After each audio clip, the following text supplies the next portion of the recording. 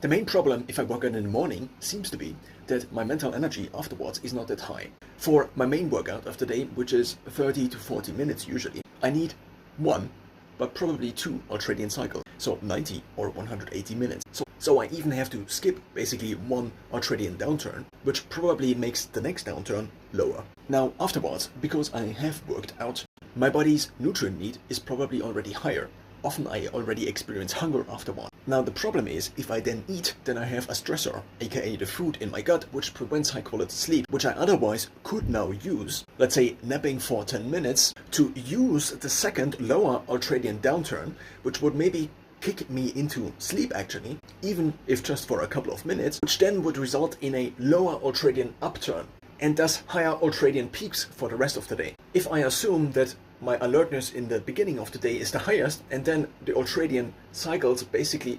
lower it until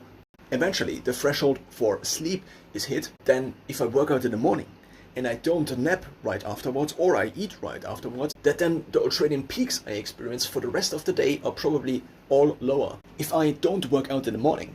but I buffer my energy that I have daily available for the whole of the day, and then decide to work out at the end of the day, at night or in the evening, then the main problem seems to be that I'm not active enough during the day. But my body still needs to eat during the day, because if I work out in the evening, I cannot get in all the food after working out, because this would decrease sleep quality too much. Digestion would then still be going on, and thus it would extend my circadian cycle while lowering my sleep quality, which, if I would let this free run, would mean that throughout the year I circadian shift always forward, which makes planning very complicated probably. But if I work out in the evening and I also then eat eventually during the day also, then the metabolic cost of food intake seems to be too high, and my body seems to accelerate and accelerate and accelerate. Maybe they're not in a ultradian fashion, but what eating during the day without activity also seems to then prevent is my ability to nap during the day, and thus actually